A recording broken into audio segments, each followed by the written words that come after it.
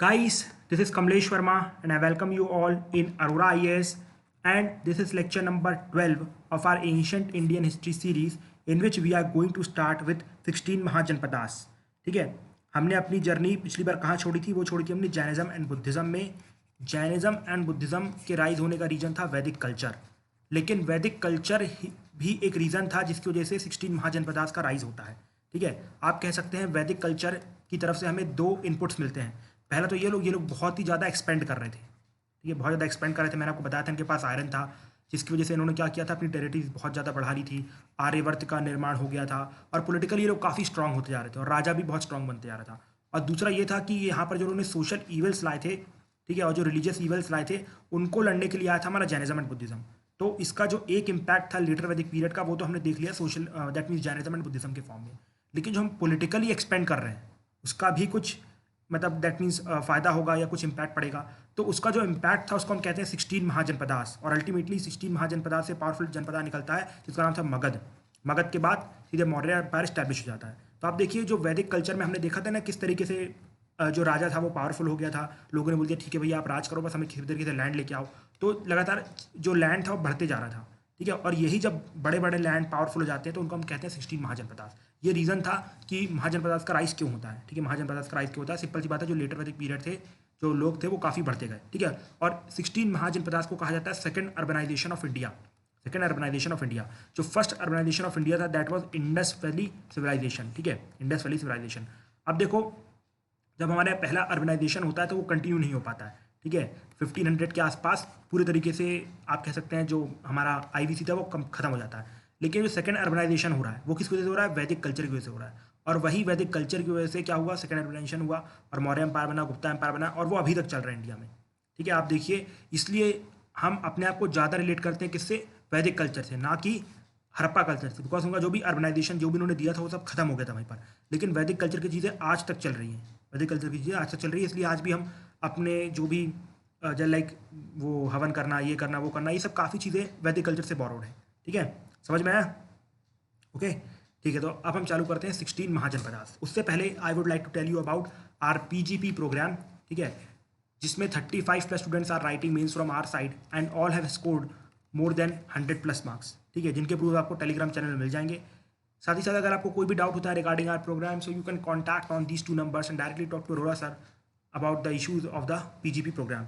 और हमारी ये कुछ माइंड मैप बुक्स भी हैं जिनको आप परचेज कर सकते हैं। ठीक है, from the Flipkart and Amazon. ठीक है, और रिसेंट में हमने एक एथिक्स की बुक निकाली है, एक एथिक्स की बुक निकाली है, आप उसको भी ज़रूर देखिएगा। ओके, चलिए आप चालू करते हैं।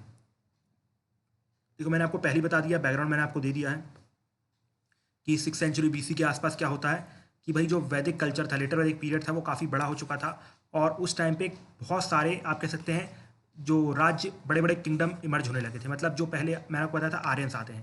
ठीक है, हमारे यहाँ पर जो आर्यंस आए उनको हमने इंडो आर्यंस कहा। वो लोग अपने साथ संस्कृत लैंग्वेज लेके आए। ओके, और जब वो संस्कृत लैंग्वेज लेके आए, लेकिन उनके अंदर बहुत सारे ट्राइब्स थे। ठीक है, अब यही ट्राइब्स पावरफुल होते जाएंगे और अपना जो एरिया एक्सपेंड करते जाएंगे, और पूरे नॉर्थ इंडिया में ये लोग अपने अलग अलग राज्य बना लेंगे, जिनको कहा जाता है 16 महाजनपदास। जिनको क्या कहता है? 16 महाजनपदास। अब देखो, अब हर एक जनपदा की जो स्टोरी थी अलग थी, हर एक जनपदा की स्टोरी अलग थी।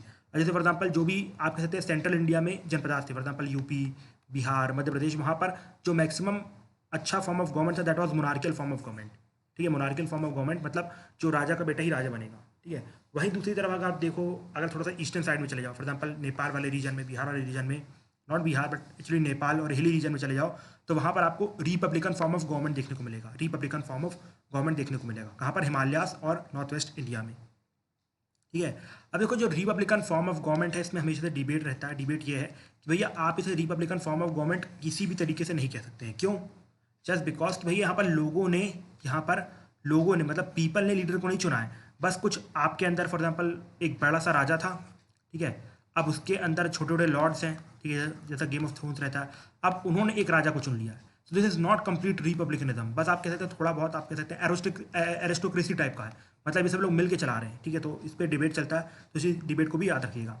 ठीक है, अब ये हमारे पास 16 किंगडम्स हैं जो उस टाइम पे इमर्ज हुए हैं, और ये मैप आपको रट लेना है बिकॉज यूपीएससी क्वेश्चन पूछ सकती है। ठीक है, ये कंबोज है, ये गंधारा है, फिर आप देखो यहाँ पर मिडिल में कुरु, पंचाल। कुरु आपको पता है ना, महाभारत वाले। फिर उनकी जो शादी किससे हुई थी? पंचाल से हुई थी। हमारे जो बड़े पांडव थे। अब इसके बाद यहाँ पर कोसाला बहुत ही पावरफुल किंगडम था उस टाइम पे। इसके बाद मल्ला, वाजी, अच्छा ये स्पेलिंग गलत हो गई, अंगा, मगध, चैतिया, अवंती। ठीक है, यहाँ पर शुरुसेना, मत्स्य, वत्सा और असाका। असाका देखो, आप यहाँ पर एक कंबोज याद रखना, मतलब कुछ याद रखना, कंबोज याद रखना because of the top part है। ठीक है, और यहाँ पर साउथ में आपको देखने को मिलेगा कौन सा, असाका। ईस्ट में सबसे ईस्टर्न पार्ट में क्या है, ध्यान से देखो, वाजी। ठीक है, वाजी है ना, हाँ वाजी है। ठीक है, और वेस्टर्न पार्ट में आप देख सकते हैं it will be I think Matsya. ठीक है, मत्स्य। तो आप ये 4 रीजन याद रखना, और उसके बीच के जो भी रीजन है अगर याद हो सके तो याद रखना। खास तौर पे ये वाली जो पोजीशन है ना, मगध के आजू बाजू जो भी है, जैसे मगध के ईस्टर्न साइड में अंगा है, इसको याद रखना। फिर और टॉप में यहाँ पर मल्ला और वज्जी है। ईस्टर्न वेस्टर्न साइड में वत्स, चैत्य और अवंती हैं। मतलब मगध के रिलेटिव में चीज़ों को याद रखना। ठीक है, मगध के रिलेटिव में चीज़ों को याद रखना। और कुरु पंचाल तो सबको याद रहता है कि भाई कुरु ऊपर है, फिर इसके बाद पंचाल आ जाता है। मत्स्य भी याद होगा ना, कि ये यहीं पर जो हमारे अर्जुन साहब थे स्टे लिया था, और उसके बाद जब क्रूज अटैक करते हैं, मतलब जो हमारे दुर्योधन साहब अटैक करते हैं, तो यही मत्स्य राजा उसी के ऊपर अटैक करते हैं।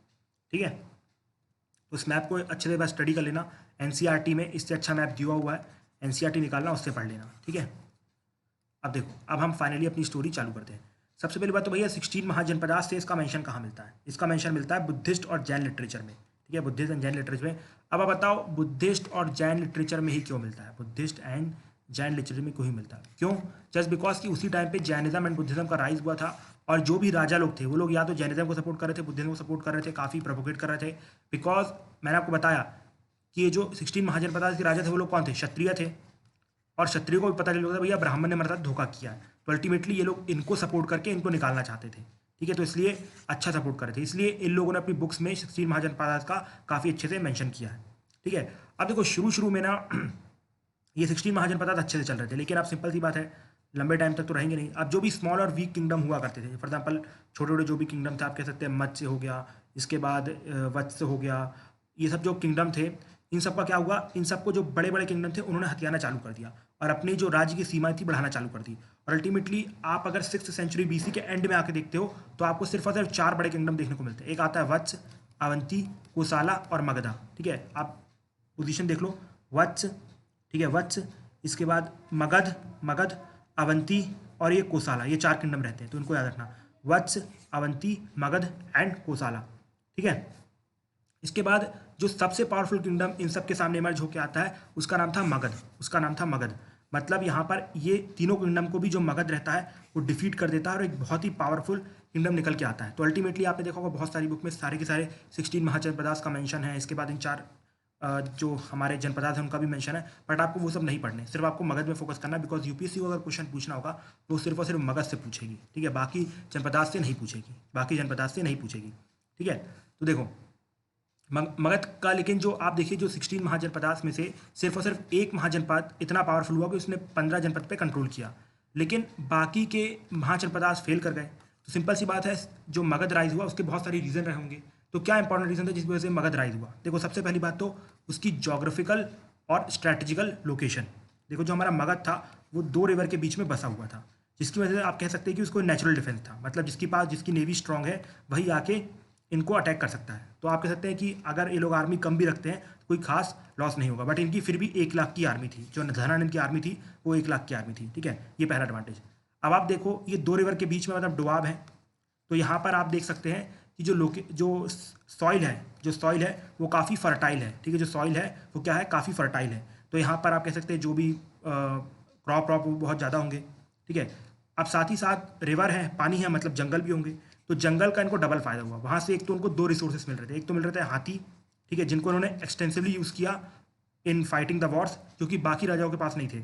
और दूसरा इनके पास था आयरन, काफ़ी हाई क्वालिटी आयरन, जिससे उन्होंने काफ़ी पावरफुल हथियार बनाए। ठीक है, काफ़ी पावरफुल हथियार बनाए।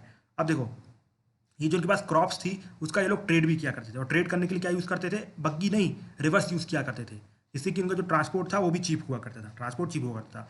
तो आप कह सकते हैं ये सब रीज़न थे जिसकी वजह से जो मगध का राइज होता है, और ये सब जो एडवांटेज थे बाकी किंगडम्स के पास नहीं थे। ठीक है, और अगर कुछ किंगडम्स के पास थे भी तो उनके पास एक एडवांटेज नहीं था, दैट वाज एंटरप्रेन्योर लीडर। ठीक है, मतलब ये जो मगध के लीडर्स थे वो लोग ना एंटरप्रेन्योर टाइप के थे, मतलब इनके ऊपर कोई भी सुपरस्टिशियस चीज़ें नहीं थी, भाई ये नहीं करना चाहिए, वो नहीं करना चाहिए, बस किसी भी तरीके से राज्य को फायदा पहुंचाना है। ये जो एटीट्यूड था रूलर का from the very beginning, from Bimbisara to आप कह सकते हैं धनानंद, वो काफ़ी अच्छा था। ठीक है, लेकिन जो धनानंद की टैक्सेशन प्रैक्टिस थी वो बहुत ख़राब थी, उसका हमारे चंद्रगुप्त मौर्य और कौटिल्य ने फ़ायदा उठाया और अल्टीमेटली उन्हें उखाड़ के फेंक दिया। ठीक है, तो हम समझते हैं कि मगध में कौन कौन सी डायनेस्टीज आई और किस तरीके से मगध आगे बढ़ा, किस तरीके से मगध आगे बढ़ा। तो जो सबसे पहली इंपॉर्टेंट डायनेस्टी आती है वो थी हर्यंका डायनेस्टी। कौन सी डायनेस्टी? हर्यंका डायनेस्टी। अब देखो, हर्यंका डायनेस्टी का जो पहला रूलर था, मैंने यहाँ नाम लिखा, जिनका नाम था बिंबिसार। ठीक है, बिंदुसार नहीं, बिंदुसार ये चंद्रगुप्त मौर्य का बेटा था। Bimbisara was a different person. ठीक है, he was the ruler of Magadh. ठीक है, अब देखो बिंबिसार ने अपनी जो मगध को बढ़ाने के लिए दो पॉलिसी अपनाई जो कि मोस्ट ऑफ द रूलर अपनाते हैं। एक थी मैट्रीमोनियल अलायंसेस और दूसरी थी कॉन्केस्ट। ठीक है, मैट्रीमोनियल अलायंसेस एंड कॉन्केस्ट। देखो कॉन्केस्ट में क्या किया, इन्होंने अंगा को डिफीट कर दिया। इन्होंने किसको डिफीट कर दिया? अंगा को डिफीट कर दिया। लेकिन अब और पैसा चाहिए था और उनको अपना जो राज्य था बढ़ाना था, तो उसके लिए इन्होंने क्या किया, जो प्रसन्नजीत की सिस्टर थी कुशाला देवी, उनसे शादी की और इनको क्या मिला, he was given Kashi region as dowry which yielded large revenue. इनको काशी मिला। ये काशी जो रीजन था वो इनको मिल गया। तो अल्टीमेटली आप देखिए मैट्रीमोनियल अलायंस करके भी इनका जो रीजन है बढ़ रहा है और साथ ही साथ कॉन्क्वेस्ट करके भी रीजन बढ़ रहा है। और साथ ही साथ जो इनसे पावरफुल थे या कि इनके इक्वलेंट थे, उन्होंने सोचा कि भैया ना तो हम इनके साथ कोई मैट्रीमोनियल अलायंस करते हैं बिकॉज वो नहीं मानेंगे हमारी बात, और दूसरी बात ना ही इनको हम हरा पाएंगे, तो अल्टीमेटली हम उनसे दोस्ती कर लेते हैं। जैसे फॉर एग्जाम्पल उस टाइम पे जो इनके इक्वलेंट था जब हर्यंका डायनेस्टी थी, जब बिम्बिसार साहब थे, तो वो थे अवंती वाले। ठीक है, अवंती वाले जो उज्जैन में स्टैब्लिश्ड है। ठीक है, अब अवंती में आप देखोगे तो अवंती के जो रूलर थे उनको जॉन्डिस हो गया था। तो हमारे यहाँ से जो बिम्बिसार है उन्होंने अपने सबसे फेमस वैद्य को, जिनका नाम जीवक था, उसको ट्रीट करने के लिए भेजा। ठीक है, तो इनसे फ्रेंडशिप अच्छी हो गई थी और अल्टीमेटली आप कह सकते हैं जो बिम्बिसार थे, he was contemporary of both Vardhamana Mahavira and Gautama Buddha, and you can say he was also his friend, he was also his friend. ठीक है, अब इनके बाद इनके जो बेटे हैं अजातशत्रु, ठीक है, अजातशत्रु वो अपने पिताजी से गुस्सा थे। उसका रीज़न ये था सिंपल कि भाई ये जो हमारे अजातशत्रु साहब हैं, ये काफ़ी उनकी उम्र बढ़ती जा रही थी, उनके पिताजी तो मरने का नाम नहीं ले रहे थे, तो उनको गद्दी मिल रही थी और ऊपर से अपनी कुछ कुछ पॉलिसीज़ थी जिससे वो खुश नहीं थे। लाइक अंगा से उन्होंने दोस्ती की। ठीक है, तो इन सब से वो खुश नहीं थे। ठीक है, तो ये लोग ये क्या करते हैं, ये अल्टीमेटली अपने पिताजी को असैसिनेट कर देते हैं। ठीक है, असैसिनेट कर देते हैं। लेकिन आप देखिए इन्होंने किससे शादी की थी? कुशाला देवी से। ठीक है, who was sister of Prasannajit. तो अब यहाँ पर प्रसन्नजीत क्या करते हैं, इनके ऊपर अटैक कर देते हैं अजातशत्रु के ऊपर। लेकिन अजातशत्रु प्रसन्नजीत को हरा देते हैं और उनकी जो डॉटर वजीरा थी उससे शादी कर लेते हैं। मतलब आप कह सकते हैं जो प्रसन्नजीत का किंगडम था दोबारा इनके अंदर अधीन हो गया। ठीक है, इसके साथ ही वो वैशाली को हराते हैं। आप देखिए यहाँ पर सेम पॉलिसी अपनाई जा रही है, मैट्रीमोनियल अलायंसेस प्लस कॉन्केस्ट। ठीक है, और ये वो पहले बंदे थे, याद रखना अगर कोई क्वेश्चन आ जाए कि भैया कौन सा बंदा था जिसने मगध का जो कैपिटल था राजगृह से पाटलिपुत्र लेके आया, उसका नाम था अजातशत्रु। क्या नाम था? अजातशत्रु। और ये वो बंदे थे जिन्होंने कैपिटल शिफ्ट किया टू पाटलिपुत्रा और इन्होंने बहुत सारे इनोवेटिव टूल्स भी लाए थे। ठीक है, लाइक एग्जाम्पल आपने वो बाहुबली 2 बाहुबली 1 मूवी देखी होगी कि वो बैल चल रहा है, आजू बाजू वो सब घूम रहे हैं, तीर निकल रहे हैं, तो इस टाइप के टूल्स इन्होंने भी निकाले थे। एक्चुअली वहीं से इंस्पिरेशन मिली है उस मूवी को। ठीक है, और इसके बाद जो उनके आखिरी इंपॉर्टेंट रूलर थे हमारे हर्यंका डायनेस्टी के, उनका नाम था उदानीन। और इनका सबसे जो इंपॉर्टेंट कंट्रीब्यूशन है वो ये है कि उन्होंने पाटलिपुत्र को काफ़ी अच्छा बनाया। मतलब जैसे कि अब दिल्ली का जो कंस्ट्रक्शन था, प्रेजेंट जो मॉडर्न दिल्ली है, उसका कंस्ट्रक्शन ब्रिटिश ने किया, उसी प्रकार से आप कह सकते हैं पाटलिपुत्र का अच्छा कंस्ट्रक्शन हमारे उदानीन के किया था। उसके बाद इनके एक मिनिस्टर रहते हैं सेसुनाग, वो क्या करते हैं, इनको उदानीन को मार देते हैं और अपनी खुद की डायनेस्टी स्टैब्लिश कर देते हैं, जिसको आप कह सकते हैं सेसुनाग डायनेस्टी, शिशुनाग डायनेस्टी। इसको शिशुनाग भी बोलते हैं, सेसुनाग भी बोलते हैं, तो जो आपको मिले आप इसको रख लीजिएगा। ठीक है, अब देखो ये आते ही सत्ता में अवंती को हरा देते हैं। मैं बता अवंती से सबकी जल रही थी और अल्टीमेटली यहाँ पर अवंती को हरा दिया जाता है। लेकिन यहाँ पर ये एक बेकार काम और कर देते हैं। वो क्या करते हैं, पाटलिपुत्र से जो कैपिटल को वैशाली पे शिफ्ट कर देते हैं। वैशाली को किसने जीता था? वैशाली को जीता था हमारे अजातशत्रु ने और वो वैशाली पे अपना कैपिटल शिफ्ट कर देते हैं। ठीक है, और उसके बाद इसका दूसरा रूलर आता है कालाशोक। ठीक है, कालाशोक सेकेंड बुद्धिस्ट काउंसिल, और साथ ही साथ वैशाली से दोबारा पाटलिपुत्र में कैपिटल शिफ्ट कर देता है। तो मतलब उनकी जो पिताजी ने गलती की थी शिशुनाग साहब ने, वो कालाशोक साहब सही कर देते हैं। इसलिए कुछ डायनेस्टी कुछ खास इंपॉर्टेंट नहीं है, बस यहाँ कालाशोक का नाम इंपॉर्टेंट था बिकॉज उन्होंने क्या किया, एक तो कैपिटल को दोबारा शिफ्ट किया और साथ ही साथ सेकेंड बुद्धिस्ट काउंसिल की, if I am right, yes I am right. और दूसरी बात, ये जो उनके पिताजी थे उन्होंने अवंती को हराया। तो बस यहीं पर याद रखना है। अब उसके बाद आप देखेंगे हमारे ये जो शिशुनाग डायनेस्टी का जो जो भी विद्वान रहता है, कौन कर देते हैं? महापद्मनंदा। और अपनी की डायनेस्टी स्टैब्लिश कर देते हैं, जिसको आप कह सकते हैं नंदा डायनेस्टी, जिसको आप कह सकते हैं नंदा डायनेस्टी। और उन्होंने ऐसा कहा जाता है कि एक शपथ ली थी कि जितने भी क्षत्रिय हैं उनको उखाड़ के फेंक देंगे, ठीक है। और वो उसमें काफ़ी हद तक सफल भी होते हैं, इसलिए उनको एक टाइटल दिया था एक रथ। क्या टाइटल? एक रथ, ठीक है, एक रथ।